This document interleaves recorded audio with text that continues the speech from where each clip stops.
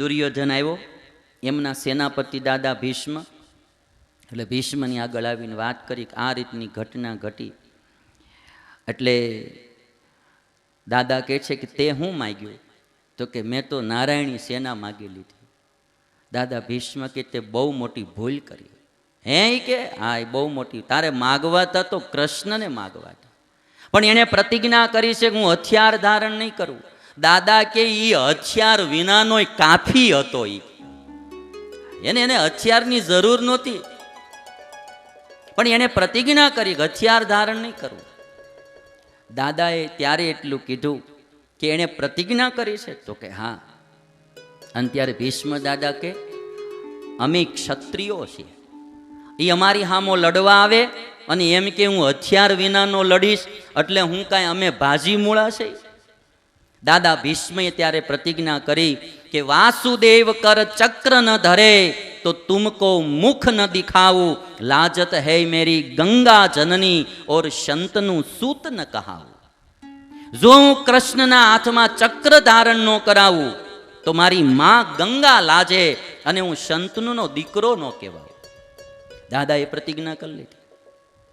અને દાદા ભીષ્મ કે દુર્યોધનને, એક બાણે પૃથ્વી પ્રજાળું, બીજે બ્રહ્માંડ ડોલાવું, ત્રીજે બાણે હરિચક્ર ન ધરે તો અર્જુનનું શીશ ઉડાવું.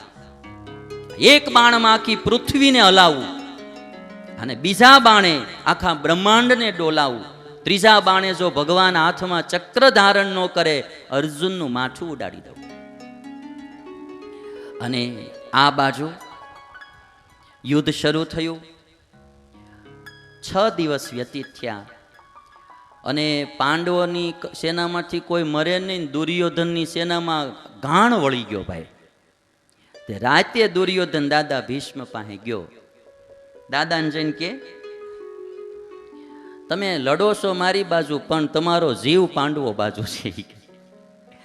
તમે લડો છો મારા પક્ષમાં, પણ તમારો જીવ પાંડવો બાજુ છે કે. દાદા કે તું એમ બોલમાં, હા એ કે તમે તમારા જેવા સેનાપતિને કાંઈ આ મરી જાય જ નકરા, એ કે હા તમે આમ જુઓ તો ખરા. હવે એવી રીતે બધું વારે વારે આવડો દાદાને ચડાવ્યા કરતો હતો, પણ દાદાને સામો અર્જુન આવે, જે દીકરો ખોળામાં રમીને મોટો થયો હોય ભાઈ, એને બાણ મારવું એ દાદાથી કેમ મરાય? આ બાજુ અર્જુન દાદાને જોવે ત્યાં ઢીલો પડી જાય, આ બાજુ દાદા અર્જુનને જોવે ત્યાં ઢીલા પડી જાય. 9 દિવસ વ્યતીત થયા, કોઈને મારી ન શકે. 9મે દાડે દુર્યોધને જઈને કીધું કે દાદા હવે તમે છે ને સેનાપતિ પદેથી રાજીનામું દઈ દો. 9 દિવસ વ્યતીત થયા અને એક અર્જુનિયું ન મરે તમારાથી. અને એને થાય ને ભાઈ, દાદો ક્યાં, ગુરુ દ્રોણ ક્યાં, આ એક અર્જુન નો મરે તમારે. અને તેથી દાદાને બહુ લાગી આવ્યું. દાદાએ એટલું કીધું, ભીષ્મ દાદાએ, બેટા કાલનું યુદ્ધ જોઈ લે છે. કાલ સવારથી સૂર્યાસ્ત સુધીમાં આ પૃથ્વી ઉપર કાં દાદો ભીષ્મ નહીં હોય અને કાં અર્જુન નહીં હોય કે. આ પ્રતિજ્ઞા દુર્યોધન આગળ કરી. અને 10મા દાડાના યુદ્ધમાં દાદા ભીષ્મ આવ્યા અને કાળ ઝાળ થઈને આવેલા, બાણ ઉપર બાણ મારે જાય. કૃષ્ણને ખબર પડી ગઈ કે આજ આવડો અર્જુન મરવાનો થયો છે, હવે આ બચશે નહીં. પોતે પ્રતિજ્ઞા કરેલી કે મારે હથિયાર હાથમાં ધારણ કરવું નહીં, પણ ભગવાને પોતાની પ્રતિજ્ઞા છોડી અને હાથમાં રથનું પૈડું લઈ અને કાળઝાળ ભીષ્મને મારવા દોડ્યા.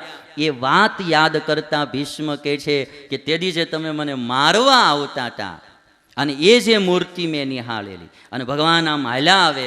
અને દાદાએ ત્યારે એટલું કીધું તું, આપ કહેવું મેં શસ્ત્ર બિન ભૂમિ હરહુ સબ ભાર, હમકો ક્ષત્રિય નાગીને બોલહુ બચન વિચાર. હે ભગવાન, તમે એમ કહેતા હતા કે હું હથિયાર વિના પૃથ્વીનો ભાર હરણ કરીશ, હું અમને ક્ષત્રિયો નહોતા ગણ્યા? વચન બોલતા પહેલા વિચાર કરવો જોઈએ, દાદા કહેજો કૃષ્ણને. અને તેથી કૃષ્ણ ભગવાન શું બોલ્યા કે દાદા, દારી ચક્ર હરી હસી પડ્યો, દિયો ઉત્તર બ્રજ રાજ, તજી પ્રતિજ્ઞા મોરી મેં તોરી પ્રતિજ્ઞા કાજ. હે દાદા, તારી પ્રતિજ્ઞા રાખવા આજ મેં મારી પ્રતિજ્ઞા જાતિ કરી. આ ભક્ત અને ભગવાનની ભાવના છે ભાઈ. દીકરાની પ્રતિજ્ઞા હાચવા માં એની પ્રતિજ્ઞા જાતિ કરે, ભક્તની પ્રતિજ્ઞા રાખવા ભગવાન એની પ્રતિજ્ઞા જાતિ કરે, શિષ્યની પ્રતિજ્ઞા રાખવા ગુરુ એની પ્રતિજ્ઞા જાતિ કરે. આ વાત્સલ્ય ભાવ છે.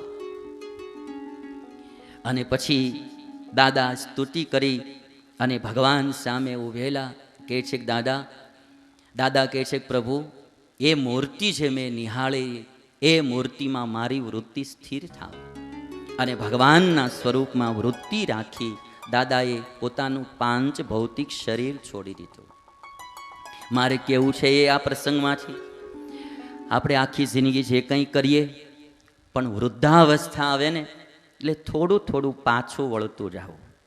સૂર્યોદય સવારમાં થાય, મધ્યાહને આવે, બાલ્ય અવસ્થા એ સૂર્યોદય છે, યુવા અવસ્થા એ મધ્યાહનનો સૂર્ય છે, અને પછી ધીરે ધીરે સૂર્ય અસ્ત થવા માંડે.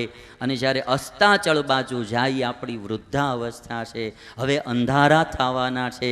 હવે માણસે સંસારમાંથી વૃત્તિ તોડી અને પરમાત્મામાં વૃત્તિ જોડવી જોઈએ. વૃદ્ધા અવસ્થામાં ખોટું ક્યાંય ઓટલે બેન નકામી લાકડીયું ન પસાડ્યા કરવી. વૃદ્ધાવસ્થામાં કમસે કમ માણસે મંદિરે જાતા થવું જોઈએ. આ ગામડાઓના મંદિરોની અટાણે દશાઓ હારી ન રહી. આખો દાડો અમુક તમારા ગામડાનું તો મારે ન કહેવાય છે, આપણે 5 દી રહેવું, પણ અમુક ગામડાઓમાં મેં જોયું છે, રામજી મંદિરે બાપાઓ આખો દાડો ફાળિયા પગ હેઠે નાખી અને ભગવાનને વાહો દઈને બેહે. જેટલા નીકળે ને આમ નેજા માંડીને જોયા કરે, કોનો ગગો આવ્યો? તો કે ભાઈ ભીમજીભાઈનો છોકરો આવ્યો. હે માળાએ 4 વ્હીલ લીધી લાગે છે કે દિવાળી ઉપર આવે ને હમણાં છોકરાઓ બધા 4 વ્હીલ લીધી લાગે છે. હા, બીજા વળી બાપા હોય કે હા એ કે લાવ્યો તો છે. ત્રીજા બાબા કે એ હફતે લાવ્યો હશે, હફતે કે. ત્યાં વળી ચોથા બાબા બોલે જોજો ની હપ્તા ભરી નહીં કે એનો બાપો ક્યાં ભરી શક્યો છે. આવી પંચાયતો હવે વૃદ્ધાવસ્થામાં ન કરવી છે. મારી 2 હાથ જોડીને વિનંતી છે. આ ઉંમરે મંદિરે જઈને બેસી આપણે સારું લાગે, ભગવાન આગળ બેસી સારું લાગે, માળા કરીએ, સત્શાસ્ત્ર વાંચીએ, કથા સાંભળીએ, એ સારું લાગે ભાઈ. આ જે હાવ છોકરાઓ સેવાઓ નથી કરતા એમાં નકરો વાંક છોકરાઓનો નથી, અમુક આવડા આનોય છે. સેવા આપણી કરવાનું મન થાય ને એવો થોડો સ્વભાવ બી હોવો જોઈએ ભાઈ, એવું આપણું જીવન હોવું જોઈએ. હા, એ બહુ પાક્કું તમને હું કહું છું. આપણામાં એવા સારા ગુણ હોય, સારા સ્વભાવ હોય, ભજનાનંદી આપણું જીવન હોય તો સામેના માણાને ઓટોમેટિક સેવા કરવાનું મન થાય. એટલે વૃદ્ધો જે દાદા દાદીઓ હોય